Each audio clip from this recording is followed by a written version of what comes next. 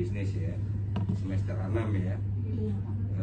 Jadi sesuai dengan surat permohonan kalian, kami dari Mitratel itu support terkait dengan kemajuan pendidikan juga. Jadi bukan semata-mata bisnis, menjalankan bisnis di sini, tapi kita juga support terkait dengan pendidikan yang ada di Indonesia. Jadi sebelum adik-adik menanyakan hal-hal yang menjadi atau mendasari kedatangannya hari ini, saya perkenalkan dulu di sini. Mau saya perkenalkan Bapak itu lagi pergi. Jadi di situ tadi ini Bapak ini ntar ya, lagi nelfon. Perkenalkan saya sendiri ya. Saya sendiri itu adalah manajer maintenance MS ya, maintenance site dan di SK-nya itu apa? Asset Management and Managed Service. And Managed Service. Jadi kemudian yang di sini yang pakai baju merah itu adalah CM Arya Sumatera. Jadi dia membawahi wilayah dari Aceh, Sumut sama sampai dengan Sumbaksel. Jadi ada 3 ya. Secara organisasi dia membawahi 3 regional Sumbagut, Sumatera bagian utara, Sumatera bagian tengah itu kantornya ada di Pekanbaru, kemudian Sumatera bagian selatan itu ada di Palembang. Kalau saya sendiri itu manajer operasional, membawahi Sumbagut, jadi khusus Sumbagut, jadi Sumatera Utara bagian utara dari mulai Medan sampai Aceh, ya. Jadi begitu juga nanti ada yang tengah, ada yang selatan punya manajer sendiri. Jadi secara struktur, kemudian di sini ada juga termasuk kakak kelas kalian dari USU. Ini adalah staf performansi. Jadi terkait dengan performansi itu apa? Terkait dengan data-data, terus kinerja kita, kinerja mitra kita kan polanya bermitra. Mitratel itu adalah salah satu perusahaan yang bergerak di bidang tower provider. Mitratel bergerak di bidang tower provider. Jadi dia membangun, menyewakan, kemudian memaintain, kemudian melakukan perbaikan kepada tower-tower yang ada di Indonesia ini. Jadi kalau cerita tower provider, itu tower provider ada beberapa banyak ya. Cuman cara garis besar yang paling besar yang ada di Indonesia itu Mitratel, kemudian TBG Tower Bersama Group, kemudian Protelindo, kemudian ada lagi IBS. Jadi tower ini, Mitratel ini adalah anak perusahaan daripada Telkom. Jadi ada beberapa anak perusahaan yang di bawah Telkom, Telkomsel anak perusahaan, Telkom Infra anak perusahaan, Telkom Akses anak perusahaan, termasuk Mitratel itu juga anak perusahaan. Cuman bergerak di bidangnya masing-masing. Jadi kita mengurusi tower provider. Jadi tower yang ada di sini untuk apa sih kegunaan tower?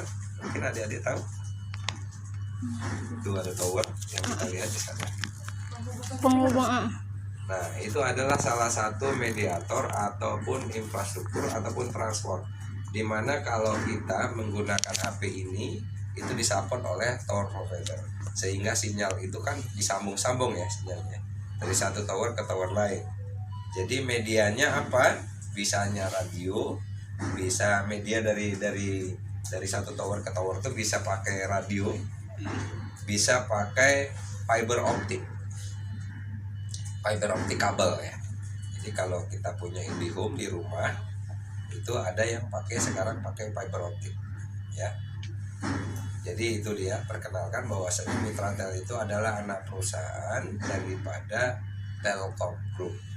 Jadi banyak ya, ada Infomedia itu termasuk Telkom Group juga, itu anak perusahaan juga ya. Jadi itu perkenalan saya. Cuman bapak itu masih di luar tuh kliennya. Mungkin ada arahan dari dia sebelum mengajukan pertanyaan-pertanyaan.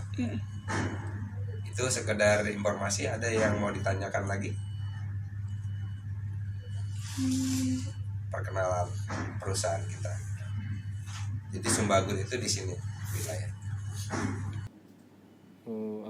Bertugas ataupun berada di posisi officer performance set management Sumbagut ya. Officer set management Sumbagut. Jadi di sini tugas saya antara lain yaitu memberi report pelaporan terhadap kinerja dari pencapaian operasional yang ada di Sumbagut ini. Jadi kalau cerita parameter apa-apa aja yang harus diberikan laporan dan apa yang harus kita analisa itu ada di saya gitu. Jadi banyak sekali sebenarnya kriteria-kriteria apa saja yang harus dinilai. Ya mungkin bahasa keseharian adik-adik sekalian berbeda dengan keseharian kita. Jadi misalnya saya sampaikan misalnya mengenai MTTR gitu kan, ada main time to repair, itu terhadap kepuasan pelanggan dalam hal kita menyelesaikan permasalahan, itu ada lagi mengenai customer experience. Jadi itu terkait dengan kepuasan pelanggan terhadap pelayanan kita.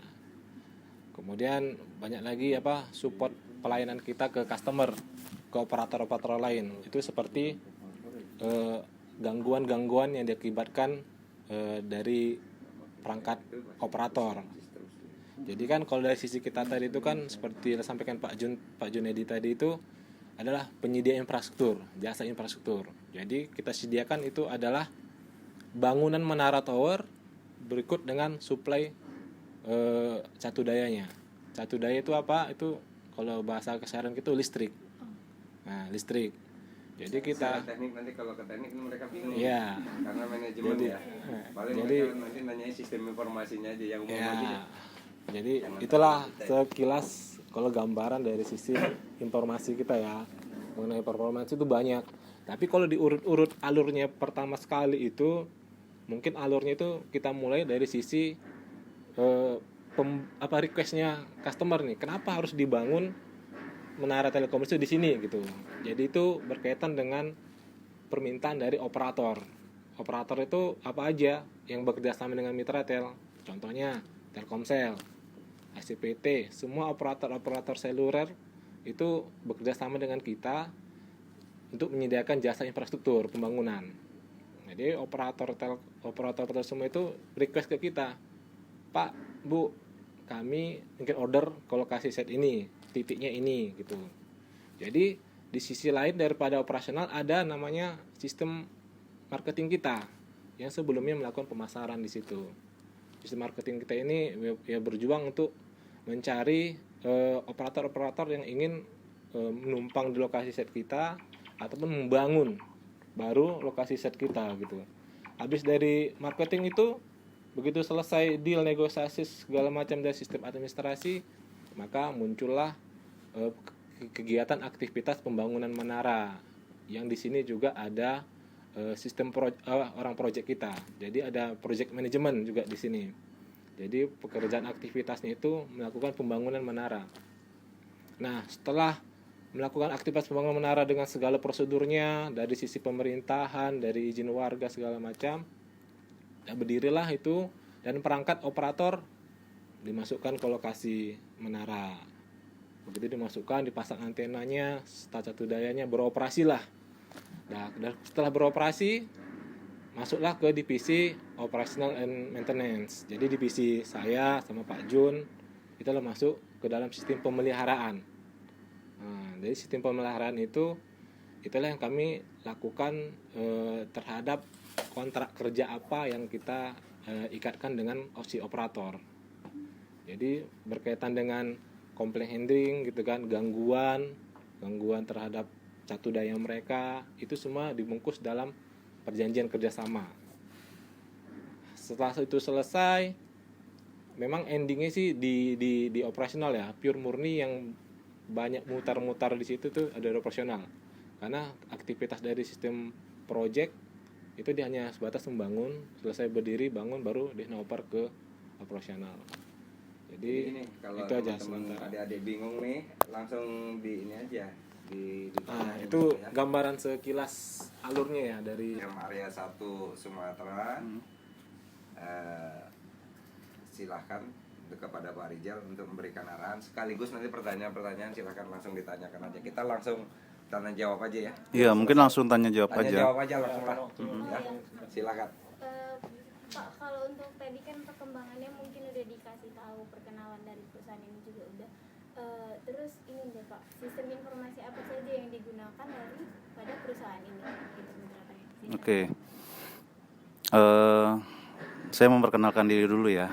Nama saya Rizal Biruni. Seperti yang tadi Pak Jun informasikan, saya posisinya sebagai GM di area Sumatera, handle area 1 Sumatera dari Sumatera Utara, Sumatera Selatan, pokoknya seluruh Sumatera itu di bawah saya. Kemudian tadi pertanyaannya sistem informasi. Apa yang digunakan? Oke, jadi sesuai dengan core bisnis kita, yaitu di bidang telekomunikasi, di infrastruktur telekomunikasi, kami itu menggunakan sistem informasi itu dari semua dari awal sampai akhir itu kita menggunakan aplikasi semua, informasi sistemnya itu ada semua, dari mulai order itu ada, terus procurement juga ada, pengadaan juga ada, terus untuk informasi project management, sistem informasi project management juga ada, terus kemudian operation juga ada, sampai closing pun ada. Jadi di kita tuh komplit karena kita mengadopsi dari sistemnya Telkom. Karena Mitratel ini kan bagian dari Telkom Group. Jadi kita mengadop semua sistem informasi yang ada di Telkom. Dari awal sampai akhir kita menggunakan sistem informasi yang ada, dari procurement, project management, terus SAP pun kita ada, terus akuntansi ada, kemudian HCM pun ada, operasional juga ada. Jadi itu semua jenis sistem informasi yang digunakan sama ya Pak, sama yang biasa digunakan sama perusahaan Telkom lainnya? Mostly, nggak semuanya, cuman ada yang kita kembangkan sendiri, karena kan nature bisnis kita nggak semuanya sama. Kayak Mitratel dengan Telkomsel memang sama-sama seluler, tapi kita yang pembangunan towernya, kalau Telkomsel kan untuk layanan jasa ininya, selulernya. Kalau kita pembangunan infrastrukturnya, walaupun mereka punya tower juga, tapi mereka lebih lengkap lagi ya kan, mereka ada sistem informasi untuk pelayanan publiknya. Tuh, kalau kita cuma sebatas sampai pembangunan infrastrukturnya aja. Kan kayak yang kita ketahui nih Pak, ini perusahaan ini merupakan perusahaan terkenal gitu kan Pak ya. Siapa sih yang nggak tahu Telkom ini gitu kan Pak ya. Apa sih keunggulan dari operasional dari perusahaan ini? Keunggulannya? Nah, itu tadi udah disebut. Keunggulannya adalah kita bagian dari Telkom Group. Jadi perusahaan-perusahaan lain yang sejenis kayak tower bersama TBG, terus ada Protelindo, tower Sarana Tower itu Informatisa dan lain sebagainya. Itu keunggulan kita dari mereka itu adalah karena kita bagian dari Telkom Group. Jadi fiber optik kita itu tersebar di seluruh Indonesia. Sampai yang bawah laut pun ada. Sementara kalau kompetitor kita itu belum tentu punya itu. Terus kita bagian dari Telkom Group, kita juga bisa mengsinergikan kekuatan Telkom Group itu, baik dari dengan Telkomsel dengan termasuk dengan GSD yang punya gedung ini Telkom Akses, tower-tower tersebar di seluruh Indonesia, sampai di pedalaman-pedalaman pun kita ada. Itu salah satu keunggulan kita. Jadi yang kedua keunggulan kita adalah kita disupport oleh grup juga. Jadi mayoritas tenan kita adalah sekarang paling besar Telkomsel, which is itu adalah bagian dari grup kita. Itu salah satu keunggulan, salah dua berarti ya, udah kedua unggulan kita, bukan salah satu lagi. Sebenarnya banyak sih keunggulan kita dibanding dengan kompetitornya. Cuman yang paling bisa kita banggakan adalah kita bagian dari Telkom Group. Gitu.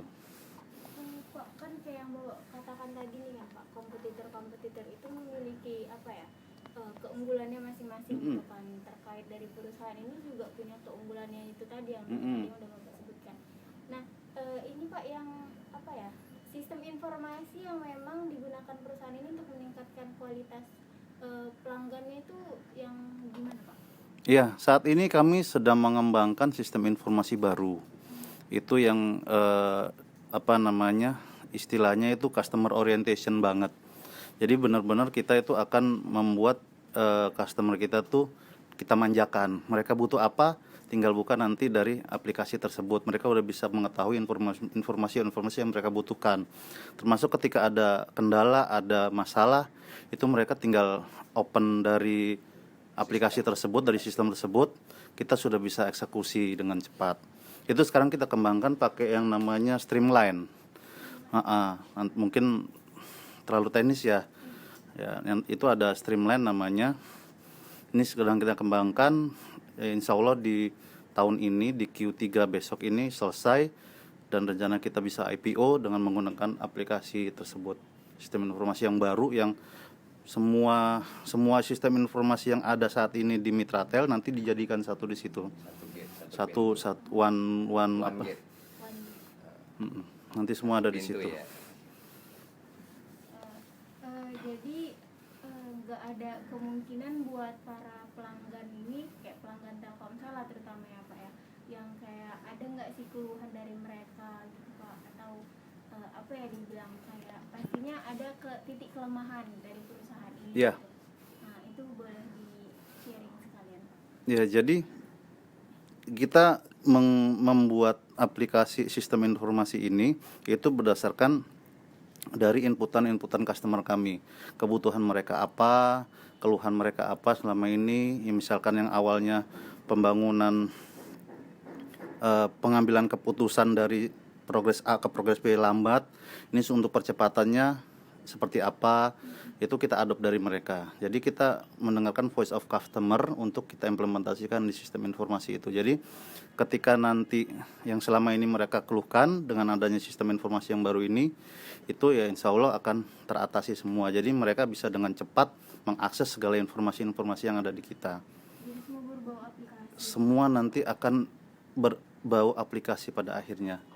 Karena kan kalau yang kita dengar tadi ada tekniknya juga ya Pak. Pasti, ya, Mitratel ini pasti. juga berbau aplikasi juga. Betul. Ada, gitu ya. Berarti pemasarannya cukup luas lah ya Pak ya. Kayak misalnya tadi kayak yang Bapak katakan, para kompetitor ini kayak belum bisa menyaingi gitu kan Pak ya. Kalau dibilang belum bisa menyaingi mungkin enggak ya Pak ya. Gini, yang belum bisa menyaingi adalah ketersediaan fiber optik. Karena kan Mitratel ini adalah bagian dari Telkom Group. Sementara Telkom mungkin adik tahu sendiri kalau FO Telkom itu tersebar di seluruh Indonesia. Masuk IndiHome kan, itu kan berbasis fiber optik. FO itu fiber optik ya, bukan factory outlet ya. Jadi ketersediaan FO yang ada di seluruh Indonesia itu kompetitor lain belum ada. Mereka cuman ada di area tertentu. Kalau kita bisa menggunakan FO itu di seluruh Indonesia. Dan itu terkonek dari Sabang sampai Merauke. Kalau bahkan di luar negeri pun udah ada sampai Timur Leste, Singapura, Hong Kong. Cukup luas ya Pak. Cukup luas, sangat luas. Jadi itu kelebihan kita.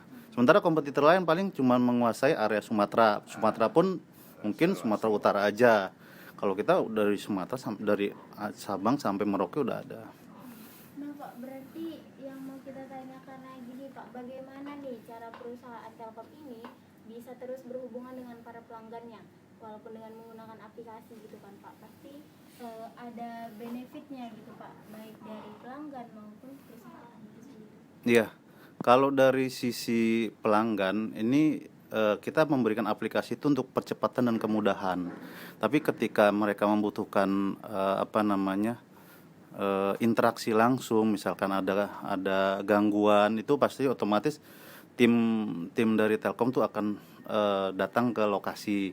Dan itu kita memang nggak cuma fully aplikasi, tapi ketika ada keluhan, ada apa yang butuh diskusi, ya kita siap untuk berdiskusi dan memperbaiki nggak mungkin dari aplikasi kan, pasti operasional pun ada tim kayak Bang Iman ini, mereka akan turun ke lapangan untuk menyelesaikan permasalahan. Terus ketika ada mereka butuh informasi yang lebih dari yang nggak ada di aplikasi, misalkan di ini, ya kita bersedia untuk, ya kita inilah berani menjemput bola lah ke customer jika mereka ada kebutuhan. Jadi berani turun lapangan. Nah, harus itu. Jadi mungkin perlu saya tambahi dikit untuk menjawab pertanyaan tadi ya. Jadi di sisi kita di samping aplikasi, kita juga siapkan tim di setiap wilayah, di setiap area. Gunanya apa? Itu untuk menangani keluhan pelanggan. Ketika pelanggan merasa ada gangguan, pingin percepatan, tim kita siap untuk segera turun melakukan perbaikan. Dan ini kita jaminkan dengan pelanggan dengan namanya Service Level Agreement ya, atau kita punya SOE juga. Nah, ini jaminan-jaminan ini adalah untuk memberikan layanan kepuasan kita terhadap pelanggan gitu ya. Jadi semua kita lakukan. Di samping aplikasi memang ada hal-hal yang memang harus dilewatkan lewat aplikasi, ada hal-hal yang memang secara teknis itu harus secara fisik kita lakukan gitu. Karena tidak semua aplikasi dapat melakukan. Jadi itu ya.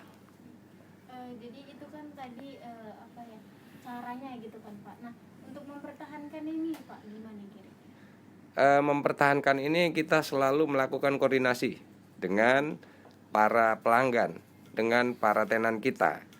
Jadi apa kekurangan mereka, apa yang mereka butuhkan, itu selalu kita buatkan wacana untuk selalu melakukan improvisasi perbaikan-perbaikan untuk tetap memuaskan pelanggan gitu. Caranya memberikan terus meningkatkan customer estimasi ya.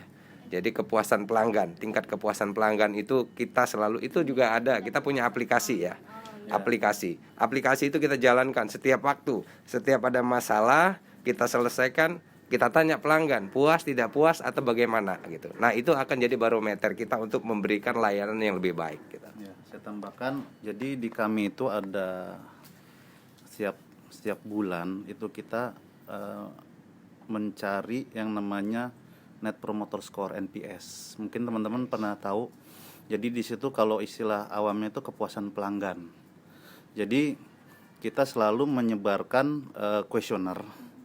Bukan kuesioner sih ya mungkin ketika kita menyelesaikan masalah yang mereka hadapi, kita minta feedbacknya dari mereka. Gimana layanan kami?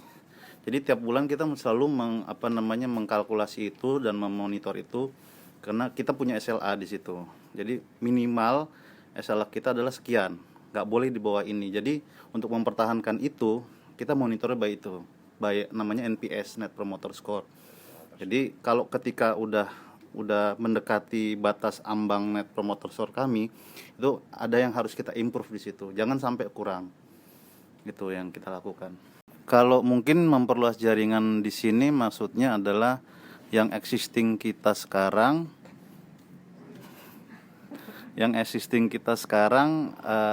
Misalkan area kita masih ada yang belum tercover di sana, itu gimana cara memperluas sana, menambah ini. Jadi gini, seperti yang tadi dijelaskan sama Bang Iman, kalau order kita itu adalah request by customer, request by government, dan request by biasanya ada namanya perusahaan-perusahaan private. Nah, dari mereka itu kita collect semua, kita input semua, termasuk dari internal kita juga kita pertimbangkan semua seperti apa nanti untung ruginya, kalau bahasa ininya ya, kalau di bisnisnya itu profit and loss-nya. Terus dari situ kita selalu berkomitmen untuk mengembangkan ini semua, karena saat Mitratel adalah satu-satunya perusahaan yang sejenis yang tower provider yang mau mengerjakan pembangunan tower di area-area pelosok, termasuk di kepulauan. Kalau perusahaan lain itu ya kalau boleh dibilang kita 80% itu kita yang mengerjakan di sana. Jadi setiap ada order di daerah-daerah yang terpencil itu operator-operator pasti Nggak mau nolak. minta ke kita. Kalau TP lain kayak sejenis Mitratel ini, yang lain itu biasanya menolak. Itu udah beberapa kali kejadian kayak gitu. Jadi kita tetap berusaha untuk mengembangkan ini semua. Kita tetap walaupun agak sedikit cost-nya itu sedikit tinggi, cuman kita selalu melihat ke depan, prospek ke depan seperti apa, kita membangun negeri seperti apa, karena kita berkomitmen gak cuman membangun perusahaan ini aja, kita membangun negeri. Jadi kita mesti ngelihat daerah mana yang benar-benar membutuhkan infrastruktur ini tanpa kita mengesampingkan kos-kos yang akan kita keluarkan. Itu. Jadi tadi cara mengembangkannya itu tadi kita order by customer, terus kita melihat ada opportunity, yang ketiga kita melihat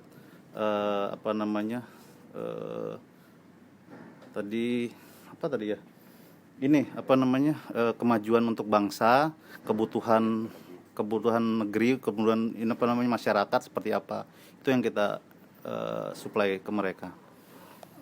Pak, kan seperti yang baru Bapak katakan, apa sih Pak ketakutan dari kompetitor yang tidak mau untuk melakukan infrastruktur di pelosok itu gitu? Nah kan kayak kalau kita lihat juga emang apa sih keuntungannya, pasti gitu kan Pak ya, dari kompetitor. Apa sih keuntungannya kami membangun infrastruktur di Pelosok pedesaan, pedesaan iya. gitu? Atau nanti mereka nggak semua punya gadget yang Mendukung, ya. gitu. Iya, itu sebenarnya itu salah satu pertimbangan kita juga. Cuman komitmen kami yang pertama adalah kita berkomitmen sebagai Telkom Group adalah untuk membangun bangsa. Jadi kita nggak boleh membiarkan masyarakat kita, warga negara Indonesia ini ada yang belum kebagian yang namanya informasi, telekomunikasi, internet di pedesaan-pedesaan. Yaitu yang tadi dibilang tadi, nggak semuanya mau membangun. Cuman kita, karena memang kita salah satu bagian dari BUMN, kita harus berkomitmen untuk membantu mencerdaskan bangsa Indonesia. Itu salah satu. Cuman kalau memang kenapa mereka nggak mau, ya pasti itu karena biaya yang dikeluarkan tuh pasti besar. Cost-nya terlalu tinggi. Cost-nya besar, revenue-nya kecil. Itu. Cuman kalau kami kan memang kita blend lah di situ. Nanti kita blend dan kita melihat ke depan.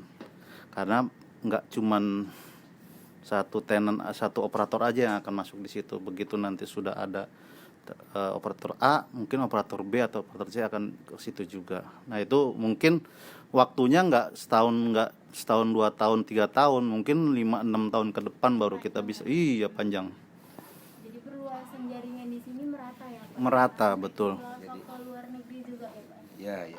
Jadi mungkin perlu saya tambahin ya untuk ngelengkapin. Jadi di samping kita membangun infrastruktur di perkotaan, di perdesaan, ada beberapa infrastruktur kita yang di kepulauan, itu namanya BTS Merah Putih, itu dibangun di pulau-pulau kecil, itu juga sebagai tempat patok atau pembatas wilayah Indonesia. Itu kita bangun. Kadang-kadang tantangan bagi kita untuk mencapai hal itu, ke sana itu bukan hal yang mudah. Kita harus menghadapi badai, nah itu di pulau terpencil. Jadi itu sekarang sudah infrastruktur jaringan-jaringan itu ada di kita, ada di Mitratel. Tapi di TP lain mungkin belum ada. Kenapa? Karena selaku perusahaan BUMN, kita juga perusahaan yang dibangun untuk mencerdaskan kehidupan bangsa, untuk kesejahteraan masyarakat Indonesia. Jadi makanya kita ini di samping cerita cost juga kita memang punya tanggung jawab moral untuk bangsa Indonesia itu. Jadi kita bangun tanpa pernah ini. Kalau cost tetap kita perhitungkan gitu kan. Itu sih bedanya kita dengan TP lain gitu ya. Mungkin itu. Jadi kita di sini berbicara tentang SDM ya Pak ya. Iya. Nah berarti kalau misalnya untuk pekerja nih ya Pak ya, pekerja SDM yang ada di Mitratel ini bersedia kan Pak ya, untuk ditempatkan di tempat yang kita tahu mungkin nggak semua mampu untuk ke sana gitu. Itu biasanya gimana Pak perputaran daripada SDM itu? Baik, jadi terkait dengan SDM ini ada yang organik dan ada yang non organik gitu. Jadi sebenarnya untuk SDM ini kita sekarang pola yang kita terapkan adalah pola kemitraan. Jadi untuk wilayah-wilayah yang terpencil itu kita cari mitra-mitra ataupun orang-orang yang memang sudah punya skill untuk menuju daerah sana. Nggak mungkin orang kota yang nggak pernah ke sana kita tempatkan di sana, itu nggak mungkin. Jadi orangnya handal, orangnya sudah tahu perilaku alam, kemudian kondisi transport yang harus dipergunakan, itu yang memang kita hire untuk melakukan perbaikan, maintenance, dan memanage alpro kita yang ada di daerah-daerah terpencil tersebut. Ada yang tambahkan lagi, Pak? Jadi Pak, kami pribadi nih Pak mau tahu dong penjelasan terkait dari fasilitas jasa apa aja yang dibangun dari infrastruktur ini untuk para konsumennya. Fasilitas apa aja gitu yang didapatkan?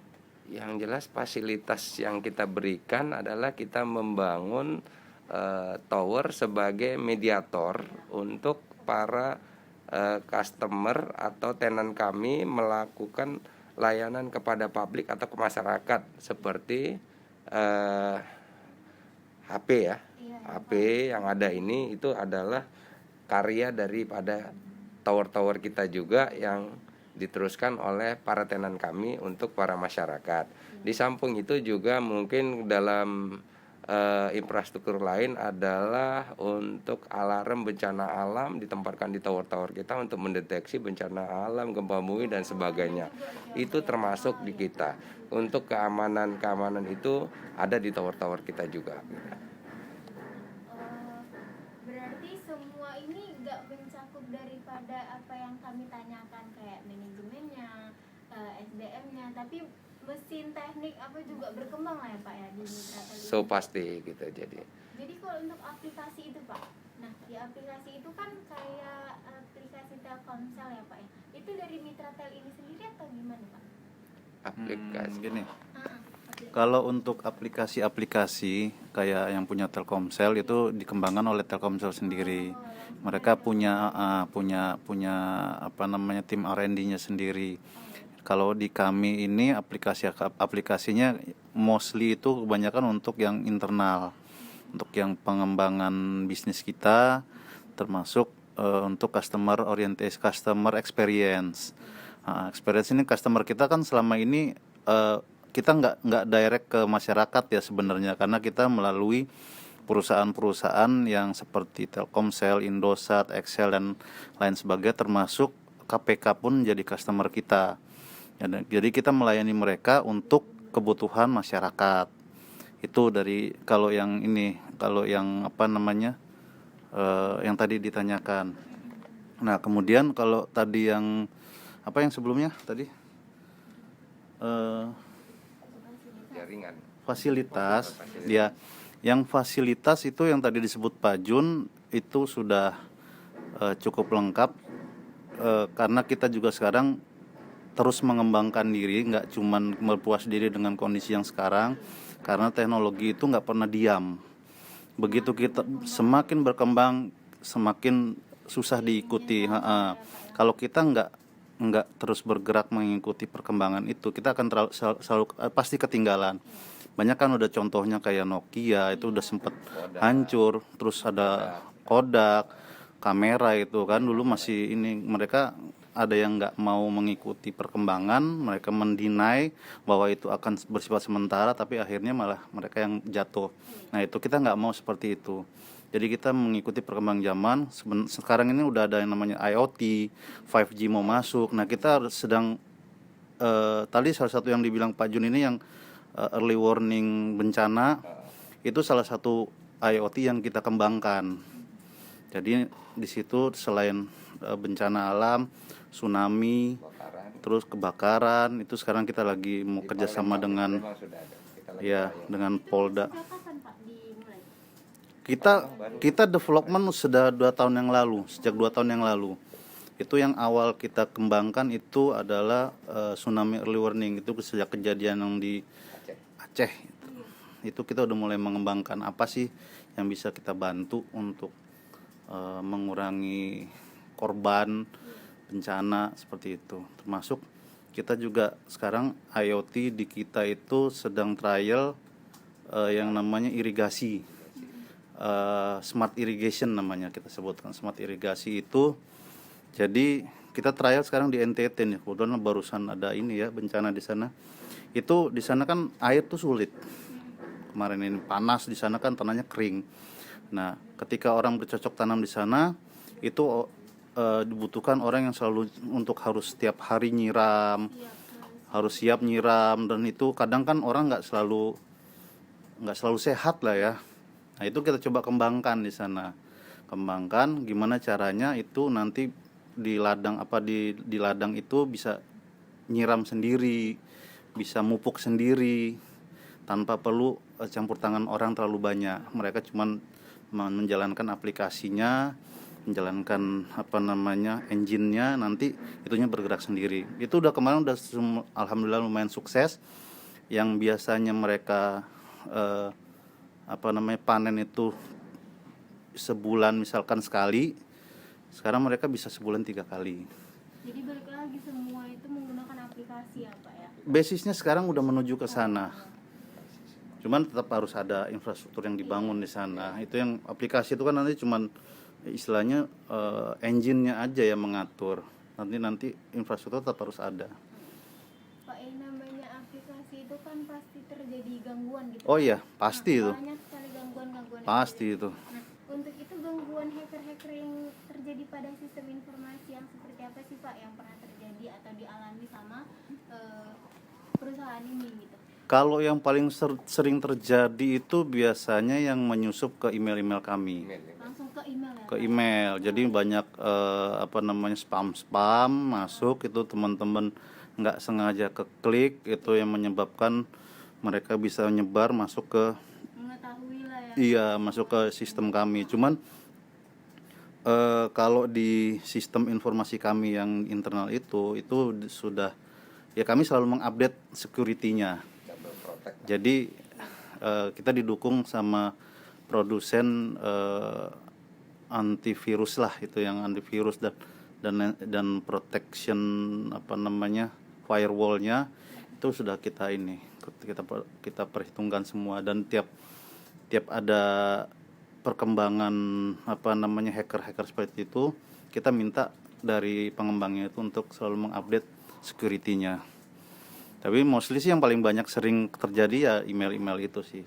Jadi kalau untuk yang aplikasi yang digunakan itu Alhamdulillah sampai sekarang belum. Cuman masalah ya paling bugs kecil aja ya. Kebutuhan misalkan gagal upload seperti itu, terus servernya down, seperti itu bukan gangguan dari hacker. Tapi kalau dari hacker ya sekarang sih masalahnya sering terjadi itu aja di email server kita aja. Pak, itu biasanya kan Pak pasti banyak nih dari para konsumen, pelanggan-pelanggan yang keluhan-keluhannya itu disampaikan secara tidak sopan gitu. Ada nggak gitu Pak? Ada kan pasti. Nah, itu Pasti ada. Gimana gitu Pak dari perusahaan ini untuk menanggapi hal-hal yang seperti itu? Nah, ini yang bersentuhan langsung ini biasanya nih. Baik ya, kalau terkait keluhan pelanggan ya biasanya kita selalu melakukan koordinasi, melakukan analisa keluhannya apa, masalahnya apa, ini selalu kita bicarakan. Terus dia maunya apa. Kadang-kadang pelanggan kita ini juga selalu mengeluh, hanya mengeluh tanpa tahu sebab musababnya yang jelas gitu. Faktor penyebabnya itu. Jadi kita dijing, kita analisa masalahnya apa. Kemudian kalau memang mereka menginginkan sesuatu, sudah jelas kita analisa, kita carikan solusi atau jalan keluar sesuai dengan yang diharapkan. Jadi kita selalu melakukan koordinasi yang baik kepada tenan-tenan kita atau pelanggan-pelanggan kita untuk menyolusikan setiap masalah yang terjadi. Gitu. Jadi pernah nggak Pak sampai ada nih konsumen yang memang benar-benar ngebuat para perusahaan atau anak-anak perusahaan ini sampai yang memang benar bingung gitu Pak, gimana cara mau mendamaikan orang banyak ini yang banyak selalu ngasih komentar-komentar nggak benar, komentar-komentar jahat, komentar-komentar yang memang nggak sesuai sama faktanya yang ada di perusahaan ini. Ya ketika memang komentar-komentar itu tadi saya bilang kita harus melakukan suatu analisa benar atau tidak benarnya itu. Kalau memang itu benar ya kita solusikan dengan baik. Tetapi kalau memang tidak benar ya kita abaikan. Karena komentar-komentar yang tidak benar membuat perusahaan atau kita menjadi kurang respect kepada perusahaan, saya pikir itu hal yang wajar di zaman informasi sekarang ya. Jadi memang kita harus benar-benar menyaring informasi atau keluhan pelanggan itu. Kadang ada pelanggan yang merasa pelanggan tapi dia iseng, ternyata bukan pelanggan kita juga. Nah ini makanya kita harus benar-benar menganalisa pelanggan-pelanggan itu gitu. Jadi alhamdulillah nggak pernah sampai yang membuat perusahaan ini jatuh karena perkataan-perkataan dari konsumen itu sendiri ya Pak ya? Alhamdulillah tidak gitu ya.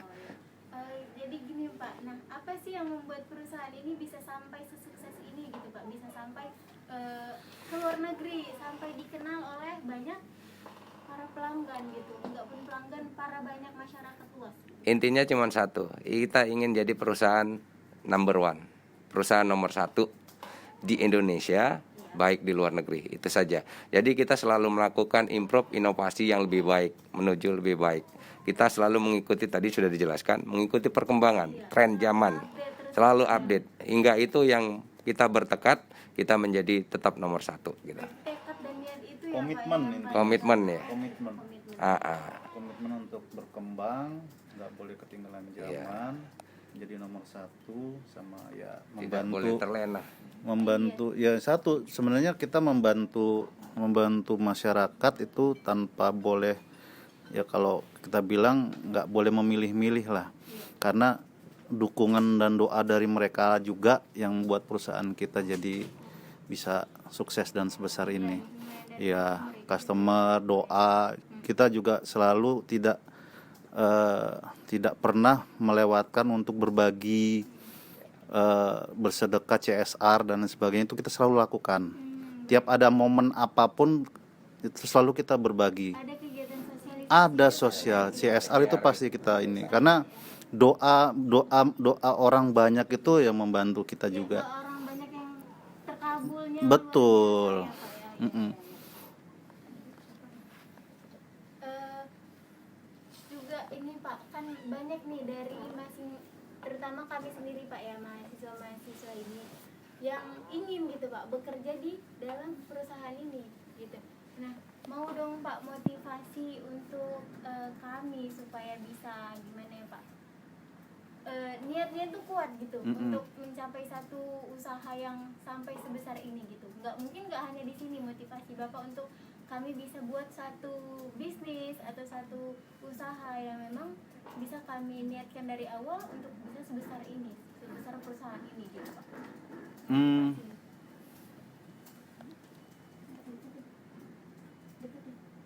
Ini kameranya. Udah. Iya Pak. Jadi motivasi yang bisa saya share adalah yang pertama jangan pernah menyerah. Kemudian jangan pernah menganggap sesuatu itu nggak bisa dilakukan, nggak bisa dicapai. Kita harus punya mimpi yang tinggi, setinggi-tingginya. Ketika kita mau bentuk perusahaan, kita mimpilah perusahaan kita akan bisa sebesar yang kita inginkan. Karena dengan adanya mimpi itu kita punya spirit untuk mencapainya. Dan ketika ada halangan itu adalah suatu step untuk melangkah ke sana. Jangan lupa berdoa dan membahagiakan orang banyak. Itu. Kemudian update teknologi juga. Jangan lupa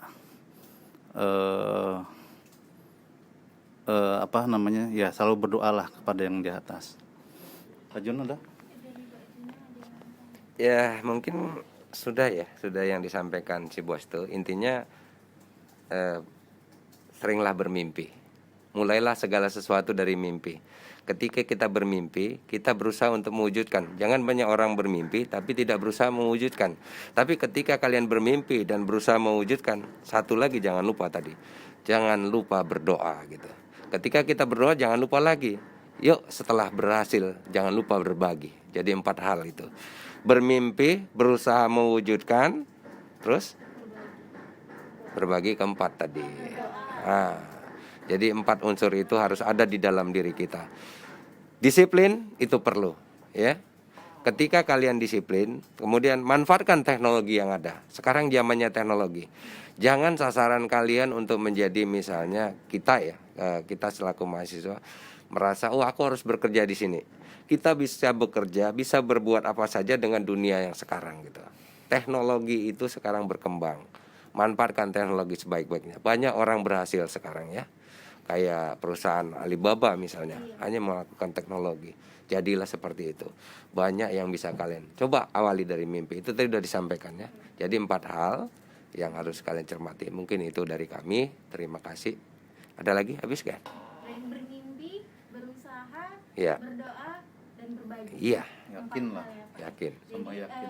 Bermimpilah kamu setinggi-tingginya, walaupun kamu jatuh, kamu tidak akan jatuh sejatuh-jatuhnya. Iya. Gitu ya, Pak, ya.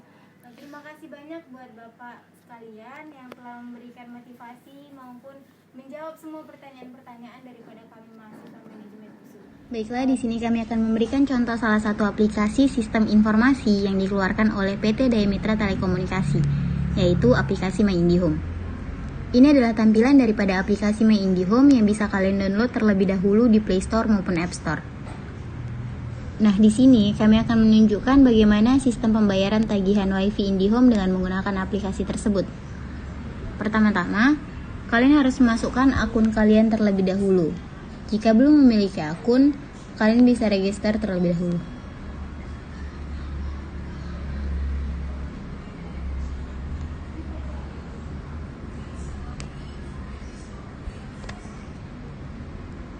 Kemudian masukkan kode OTP yang dikirimkan dari nomor handphone kalian seperti pada gambar tersebut. Next, kalian klik tombol tagihan di bawah, terdapat info berapa tagihan yang harus kalian bayarkan. Kemudian klik tombol bayar. Di sini kalian dapat memilih 2 metode pembayaran. Bisa melalui saldo, yang dimana saldo di aplikasi My IndiHome kalian harus cukup dan sesuai dengan tagihan. Kemudian bisa juga melalui kartu kredit. Dari kedua metode pembayaran tersebut, kalian dapat membayar tagihan WiFi kalian.